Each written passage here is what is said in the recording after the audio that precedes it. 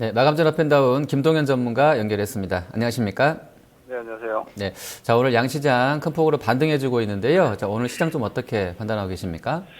네, 일단 변동성 장세가 계속되고 있는 모습인 것 같습니다.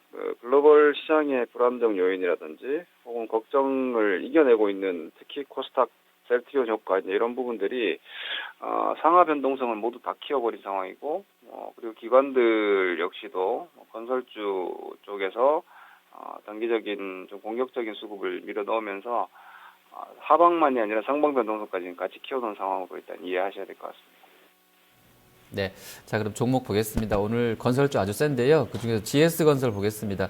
자, 뭐 월요일장에서 아주 뭐 급등했었었고요. 어제 하루 잠깐 쉬더니 다시 오늘 한 10% 이상 뭐 급등세 재개되고 있습니다.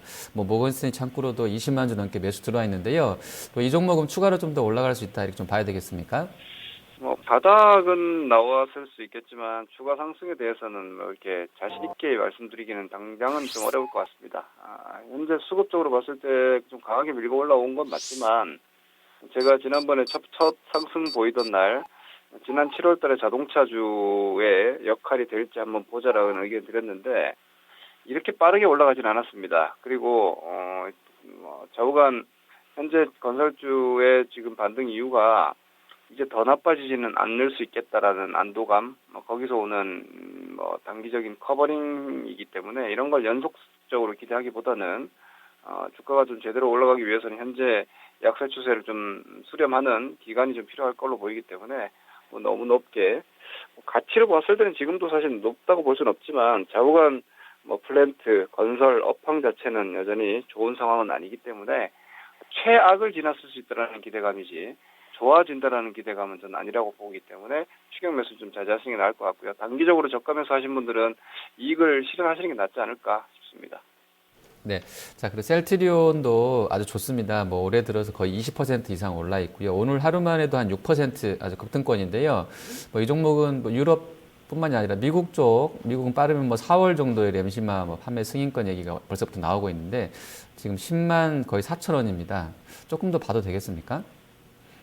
셀트리온은 지금 시장에서 가장 핵심적인 종목인 것 같습니다. 사실상 이번 시장의 변동성이 이머징 시장이랑 전체 세계 시장 변동성이 꽤나 컸는데 가장 강했던 지수가 코스닥입니다. 전 세계에서 거의 제일 강했다고 볼 수 있는 게 코스닥 시장인데 이 코스닥 지수 드리블을 하고 있는 것이 셀트리온이기 때문에 이 셀트리온은 일단 미국 램시마 허가권을 앞두고 거의 모든 그 긍정적인 요인들을 주가에 다 반영하고 있고 매출 캐파 역시도 최대치 정도까지 전망이 막 나오고 있고 그러다 보니까 현재 좀 경계 심리 자체를 셀트리온이 전부 이겨내면서 시장의 체감까지 다 살려놓는 이런 역할을 하고 있기 때문에 현재로서는 이런 종목은 꺾여야 꺾이는 거라고 일단 볼 수 있기 때문에 계속해서 좀 따라가야 될 것 같고요. 따라간다는 게 매수를 따라가시라는 게 아니라 5일선을 보고 판단을 하시는 게 낫겠다 싶습니다. 이후에 좀 휴식기에 좀 들어간다라면은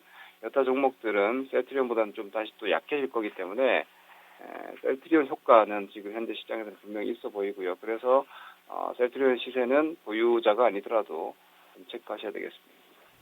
네. 자, 그리고 제주사 CJ가 오늘 아주 급등입니다. 9%나 올라 있습니다. 뭐 유가가 30달러도 깨졌던 상황이고 약간 뭐 작년 상반기 소비재 컨셉으로 가는 움직임에서 대장격으로 좀 움직임도 있는 것 같은데요. 자, CJ가 벌써 26만 9천 원까지 와 있습니다. 어떤 전략 필요하겠습니까?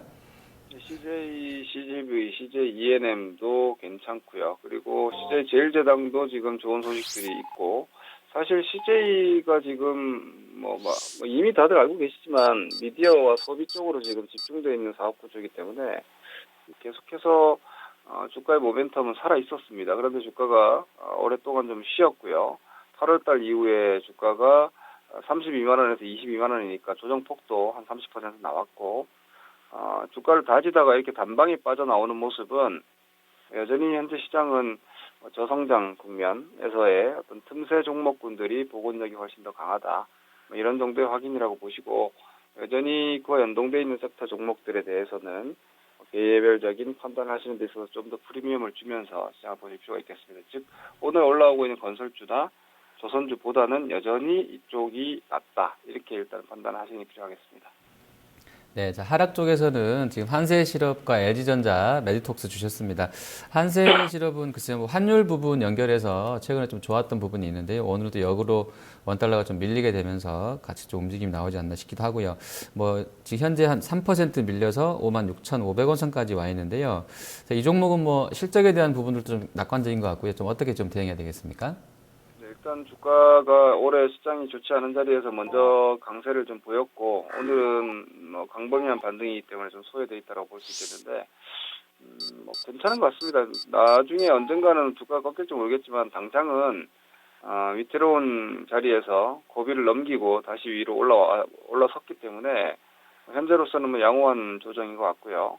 추가적으로 속도는 좀 느려질 겁니다. 이게 아모레퍼시픽의 기술 패턴들이 대부분 지금 종목들이 따라가는 주식들이 많은데 밑에서 이렇게 한번 깨졌다가 돌려놓고 누르고 속도를 늦춰버리는 뭐 이런 양상들이 지금 많은 종목들이 나오고 있는데 한세실업도 그런 케이스가 되지 않을까 싶습니다. 네. 자, 그럼 LG전자 보시겠습니다. LG전자가 시장이 좀 약했을 때 오히려 좀 혼자 강했던 부분인데 어제도 혼자서 좀 올랐었고요. 오늘은 하지만 이제 시장 뭐 급등 나오면서 0.7% 조정 들어가 있는데요. 뭐 전장 그 관련된 모멘텀들은 계속 좀 이어지지 않나 싶은데 오늘 뭐 소폭의 조정입니다. 어떻게 좀 보고 계십니까? 기간 수급은 좋고 스토리가 나오긴 하지만 사실 뭐 실적도 뭐 그렇게 나쁘진 않고요. 하지만 6만 원이라는 이 무게감 자체가 상당히 크기 때문에 보시면 이제 월봉인데 이 월봉에서 6만 원을 이번에 무너뜨렸다가 되돌림을 주는 자리이기 때문에 6만 원은 조금은 진동이 있을 것 같습니다. 지난번에 한번 5만 원 8천 원대까지 갔다가 한번 흔들렸고요. 다시 재시도인데 뭐 기관들이 계속 사고 있기 때문에 한 번 정도 트레이는 하겠지만 6만 원 이상까지 공격적으로 보시기보다는 주가의 1차적인 어떤 반등 저항권에 근접하고 있다 이렇게 이해하셔야 되겠습니다. 네. 자, 그리고 마지막 종목이 메디톡스입니다. 어제 좀 급락이 나왔었고요. 고점에서 거의 한 8% 정도 밀렸었고요. 오늘도 한 추가로 한 2%가량 밀렸다가 낙폭은 좀 줄입니다만 뭐 시장 대비 좀 부진한 흐름입니다. 5일선도 꺾여 있고요. 어떻게 좀 이 종목은 전략적으로 접근해야 되겠습니까? 네, 이게 지금 메디톡스뿐만이 아니라 뭐 이걸 여러 시청자 여러분들이 어떻게 받아들이실지 모르겠지만 저는 요즘 시장이 조금 무섭습니다. 이게 지금 지나치게 변동성이 너무 크고 빠르게 나오고 있어서 객관적으로 종목들을 판단을 하고 좀 논거에 의해서 이렇게 분석을 하고 접근을 할 수 있는 시장이 아니라 완전히 이렇게 무슨 양떼머리 하듯이 돈이 한쪽으로 우르르 몰려갔다가 또 빠져나올 때는 한꺼번에 후루룩 빠져나오는 이런 움직임들이 지금 엄청 심한 시장이라고 볼 수 있는데 믿을 건 사실 보통 실적이라고 얘기를 하는데 지금 종목들은 실적이 아니라 그냥 스토리만 가지고도 막 움직이고 있는 상태라서 매매가 조금 쉽지는 않겠지만 메디톡스 같은 경우에는 좌우간 뭐 숫자는 지키는 종목이니까 변동성은 좀 크지만 뭐 50만 원대, 51만 원대라는 기준 라인을 좀 잡고 보시면 될 것 같고요. 그리고 여타 나머지 지금 제약, 바이오 최근에 움직이고 있는 많은 종목들이 지나치게 빠른 변동성이 이렇게 나오고 있기 때문에 개인 투자자분들이 이걸 뭐 무리하게 추격 매수 매도 이렇게 따라가실 수 있겠다라고 보여지는데 그보다는 오히려 이런 시장에서 민첩하게 대응할 자신이 없으면 차라리 조금 쉬어가는 것도 괜찮은 장인 것 같고요. 그리고 전반적으로 중국 유동성이나 이런 부분들도 아직까지는 유가랑 중국 쪽에 대한 변동성 리스크가 완전히 끝났는지에 대해서는 좀 더 확인이 필요하지 않을까 싶기 때문에 수급에 의한 쏠림을 확대 해석하시는 걸 좀 경계하자 뭐 이런 의견을 전반적으로 드리겠습니다. 네. 자, 지금 중국 말씀 좀 해주셨는데요. 지금 뭐 그 홍콩이나 뭐 항생 지수는 그래도 조금 좀 안정적인 흐름을 오늘 찾아가는 것 같은데요. 그래도 뭐 본토 증시는 여전히 지금 말씀해 주신 것처럼 변동성이 좀 아직은 남아 있는 것 같습니다. 막판까지 한 40여 분 남아 있는데요. 어떤 전략으로 구성해 가야 되겠습니까? 일단 지금 우리 시장 반등 저는 사실 오늘 반등의 강도는 좀 의아할 정도로 강하다고 저는 생각을 하는데 이 수급인 것 같습니다. 외국인들이 코스닥을 1,000억대 사줬고 뭐 셀트리온, 카카오, CJ, ELN 같은 것들 외국인 창고 1위 줄 세우기로 했는데 그리고 기관들은 지금 코스피 쪽에서 낙폭과 대주를 완전히 수급 쏠림으로 밀어붙였고 외국인 코스피 쪽 매수는 없고 시간의 유가가 지금 0.9% 반등이지만 여전히 30.7불이면 아직 불안한 상황이고요. 소버린 리스크도 아직 살아있는 것 같고 여기서 위안화가 약간 멈춘다고 해도 현재 중국 시장이 갑자기 반등을 할 것이냐 이 부분도 좀 챙겨야 되고 여러 가지 대단히 복잡한 시장인데 그렇기 때문에 수익이 난 것들은 오히려 좀 확정 지으면서 가시는 게 좀 낫다라고 보고 있고요. 그리고 마음적으로 막 추격 매수를 하고 싶다라면은 지금은 오히려 좀 참으시는 게 아직은 필요할 것 같습니다. 그리고 시점상으로도 중국 춘절 있고요. 국내 우리 설이 이제 3주 남죠. 연휴 앞두고 시장 변동성 구간이 그렇게 좋지는 않기 때문에 현재로서는 과하게 공격적으로 가시는 것보다는 종목별 트레이딩 단타성으로 좀 가시는 게 나을 것 같습니다. 네, 알겠습니다. 오늘 말씀 잘 들었습니다. 네, 고맙습니다. 네, 마감전 업앤다운 김동현 전문가였습니다.